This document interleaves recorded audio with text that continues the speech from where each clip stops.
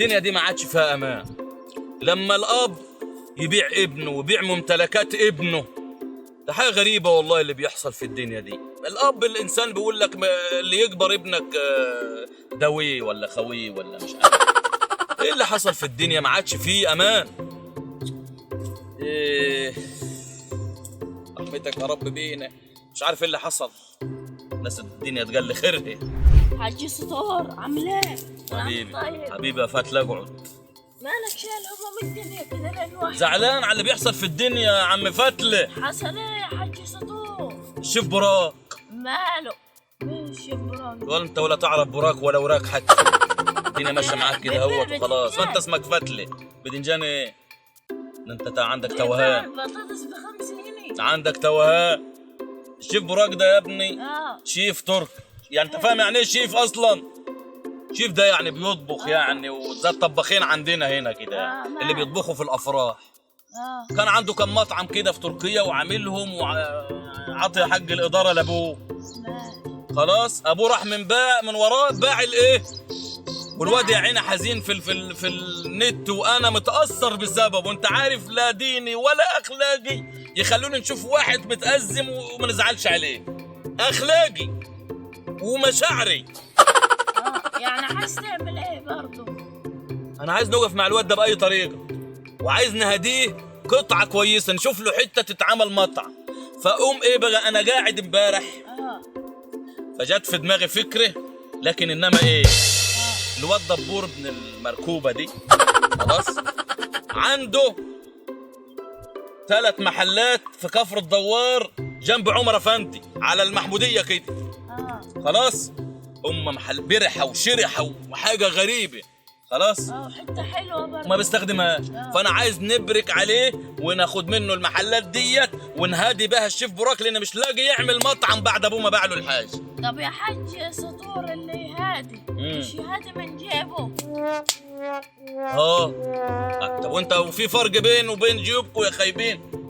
هو جيبي هو جيبكم، واللي في جيبكم في جيبي، واصبح بتاعي ملكي. السلام عليكم. سلام ورحمه الله وبركاته. حاج دبور إيه؟ يا ريتني افتكرت 1000 جنيه. والله جيت في ميعادك يا دبور. خير يا حاج. والله يا دبور يا اخوان، انا كنت لسه بنكلم فتله عليك. خير اللهم اجعله خير، وانت بيجي من وراك خير. خير. مش عارف، انا حاسس ان انا ايه يا ابني. انا عايز اقول لك كلمتين. الدنيا في اخرها وبتلم عزل. واللي حصل انا قاعد متاثر. فتله بيسالني، قلت له على الواد براك. انت اخرك تعرفش الشوربه من اللحمه. مش عرفني من براك. شيف براك ده تاني نعيدوا الكلام من تركي. شاب تركي كده شيف من اللي هو بيطبخوا في الافراح والمعازي والكتب. قول طباخ يا عم. طباخ. والزيت الحلو ولا ملاش لازمه. قول طباخ. هنكلمك بما تعرف. ايوه طباخ. خلاص بيعمل حلويات بدنجان مش عارفه ايه، بابا غنوج، الحاجات زي اللي احنا بنجيبه عندنا في الفرح. زي الله ينور عليك. خلاص شفت عبد ابو كرش ده؟ هو شبهه كده، ويعمل حركات ويعمل مش عارفه ايه. وكان عنده مطعم اداه لابوه وبيديره شويه سلسله مطاعم. ابوه بقى ما تعرفش ايه اللي حصل، حد عصاه عليه الدنيا، الشياطين ماليه الدنيا. خلاص باع، مسك الحاجه بتاعها بحالها وجي بايعها من ورا مين؟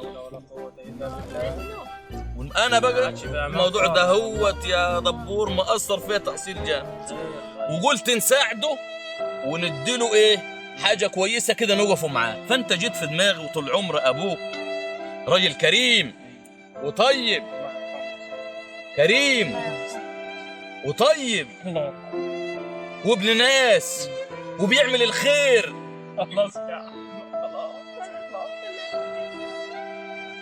فانت عندك 3 محلات في كفر الدوار جنب عمر افندي على المحموديه. خلاص وعيل زي ده هوت ابوه غدر بيه، واحنا عايزين نوقفوا معاه وقفه كويسه. خلاص والمثل بيقول لك ايه، يا بخت من ايه جاب مطعمين في البراق.